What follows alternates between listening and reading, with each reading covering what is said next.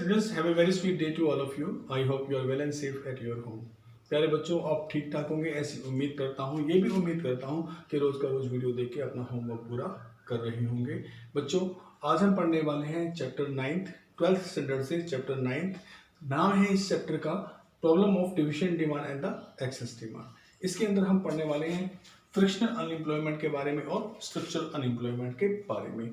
Frictional unemployment, जैसा कि नाम से ही पता है, फ्रिक्शन क्या होता है? A time of a small time, या समय का एक छोटा सा हिस्सा, friction of time. Frictional unemployment का मतलब हो गया थोड़े समय के लिए बेरोजगार होना।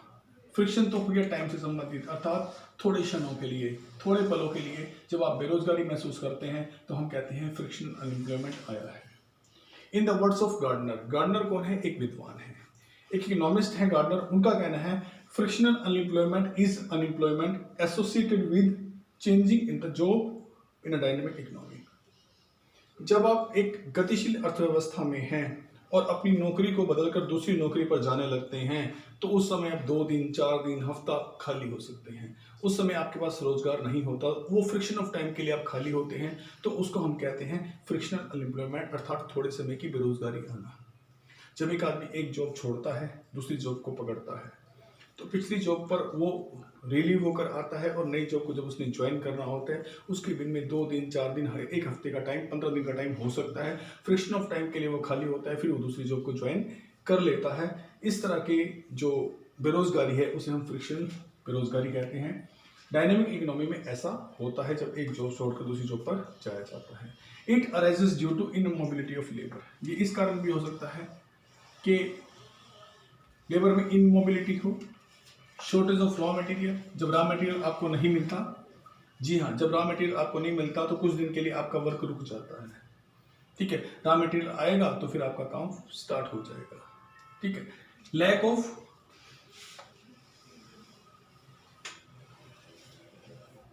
ऑफ इंफॉर्मेशन रिलेटिंग अपॉर्चुनिटी या रिगार्डिंग अपॉर्चुनिटी ऑफ एम्प्लॉयमेंट।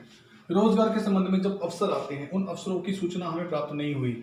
ठीक है, एक अवसर निकल गया, फिर दूसरी सूचना मिलेगी, दूसरे पर फिर अप्लाई करेंगे, फिर उसमें जॉब पे लगेंगे।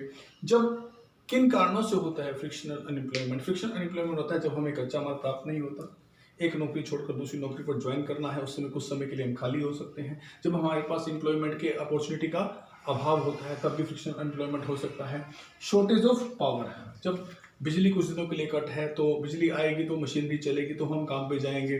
तो इस तरह पावर कट के लिए हम थोड़े समय के लिए अनएम्प्लॉयमेंट में हो सकते हैं। 2 दिन, 4 दिन की प्रॉब्लम्स है, पावर जो है सप्लाई कम आ रही है या पूरे शहर की तारें बदली जा रही हैं बिजली की, उसके बाद 2-4 दिन ये समस्या हमें फेस करनी पड़ेगी, वो 2-4 दिन हम खाली हैं, तो फ्रिक्शन ऑफ टाइम के लिए हम अनएम्प्लॉयड हैं।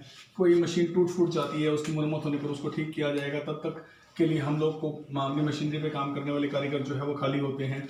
Tendency of the workers to move from one job to another job, एक जॉब से दूसरी जॉब पर जाने की जो टेंडेंसी है इन दिनों में भी।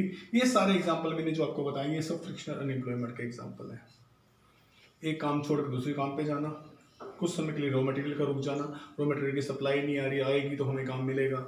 ठीक है, तो इस तरह से पावर शॉर्टेज होना या फिर मशीनरी की सामान्य टूट फूट होना, बेल्ट टूट जाना, बेल्ट लगेगी, 2 दिन बाद बेल्ट शहर से आएगी, वो लगेगी, उसमें चलेगी तो हम उसमें रेगुलर वर्क कर पाएंगे। इस तरह फ्रिक्शन ऑफ टाइम के लिए, कुछ क्षणों के लिए खाली होना फ्रिक्शनल अनएम्प्लॉयमेंट है। अब बात करते हैं स्ट्रक्चरल अनएम्प्लॉयमेंट। स्ट्रक्चरल अनएम्प्लॉयमेंट का मतलब होता है एक इकोनॉमी में एक इंडस्ट्री का स्ट्रक्चर चेंज होना। अब स्ट्रक्चर जब किसी इकोनॉमी का चेंज होता है तो लॉन्ग टर्म की अनएम्प्लॉयमेंट आ जाती है, लंबे समय की बेरोजगारी आ जाती है।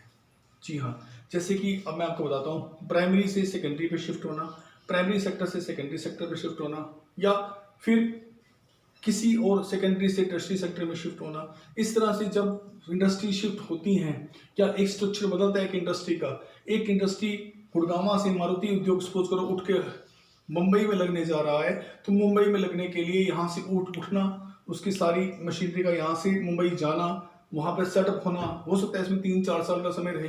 तो जो वर्कर रेगुलर वहाँ काम कर रहे थे उसमें बहुत सारे वर्कर्स जो है वो हटा दिए जाएंगे। अब जैसे कोविड-19 है, कोविड-19 के कारण जो स्ट्रक्चरल बेरोजगारी आ गई है, वही काफ़ी लंबे समय के लिए जो है एजुकेशन में भी जॉब्स गई हैं और फ्लाइट में भी जो है, इंटरनेशनल फ्लाइट्स के अंदर भी जो है फ्लाइट्स नहीं उड़ने के कारण जो है काफ़ी सारी जॉब्स चली गई हैं।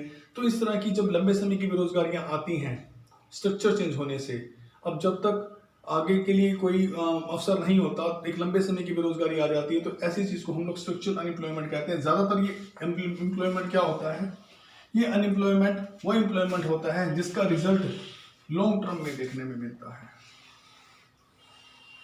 एक इंडस्ट्री है उसका पतन हो गया, एक इंडस्ट्री है उसका पतन हो गया, तो वो इंडस्ट्री अपने लोगों को हटा देगी। अब वो लोग दूसरी जगह जॉब ढूंढेंगे, हो सकता है 6 महीने में, साल में, 2 साल में जॉब मिले। एक इंडस्ट्री जब पलायन करती है, एक सिटी को छोड़ के दूसरी सिटी में जाके एस्टेब्लिश होती है, एक स्टेट को छोड़ के दूसरी स्टेट में जाके एस्टेब्लिश होती है। अब जो लोग चाइना से निकलेंगी, जो कंपनियां, वो इंडिया में कहीं आएंगी या थाईलैंड में कहीं जाएंगी, मलेशिया में कहीं जाएंगी। इस तरह से जब वो एक कंट्री छोड़ के दूसरी कंट्री में जाएंगी, तो उस चाइना के पीपल के लिए स्ट्रक्चरल अनएम्प्लॉयमेंट होगा। वो लोगों की जो वहाँ चली जाएगी, लॉन्ग टर्म तक उनका इम्पैक्ट रहेगा कि जब वो फर्म्स ही वहाँ से चली आई तो वहाँ पर स्ट्रक्चरल एम्प्लॉयमेंट आ जाएगा। उनकी सरकारों को कुछ और करना पड़ेगा रोजगार देने के लिए। वो यहाँ जब आएंगी तो यहाँ के वर्कर्स को, यहाँ के लोगों को काम मिलेगा, उसमें भी वो 3-4 साल तक की बेरोजगारी जो है वो होगी। अब ये कैसे आती है इकोनॉमी में स्ट्रक्चरल बेरोजगारी? स्ट्रक्चरल बेरोजगारी आती है या तो प्रोडक्शन टेक्निक में चेंज आ जाए, आपको स्किल्ड लेबर की जरूरत है, जब तक वो स्किल्ड लेबर नहीं मिलेगी ये एम्प्लॉयमेंट रहेगा, स्ट्रक्चरल अनएम्प्लॉयमेंट रहेगा। या फिर जो फैक्टर प्रोडक्शन के हैं, लेबर को छोड़ करके बाकी फैक्टर के जो प्रोडक्शन है वो शॉर्टेज, उनकी शॉर्ट सप्लाई आनी शुरू हो जाए, तो बहुत से लोगों को हमें हटाना पड़ेगा। जी हाँ, अब आपको बता दिया है मैंने कि फ्रिक्शन ऑफ टाइम के लिए जो आता है, थोड़े समय के लिए जो बेरोजगारी आती है उसे हम फ्रिक्शनल अनएम्प्लॉयमेंट कहते हैं, और जो लंबे समय के लिए बेरोजगारी आती है उसे स्ट्रक्चरल अनएम्प्लॉयमेंट कहते हैं। ये अक्सर तभी होती है जब एक इंडस्ट्री डिक्लाइन की तरफ चली जाए, लेबर को छोड़ के अन्य प्रोडक्शन के साधनों को आसानी से प्राप्त ना किया जा सके, या फिर प्रोडक्शन की पूरी टेक्निक बदल जाए तब, या फिर बहुत लंबी अरसे की बेरोजगारी जनरेट हो जाए, जैसे कि चाइना को किसी कारणवश लोग छोड़कर पलायन कर रहे हैं इंडिया, थाईलैंड और मलेशिया में। जो वो फर्में वहाँ से निकलेंगी तो वहाँ पे स्ट्रक्चरल अनएम्प्लॉयमेंट आना तय है।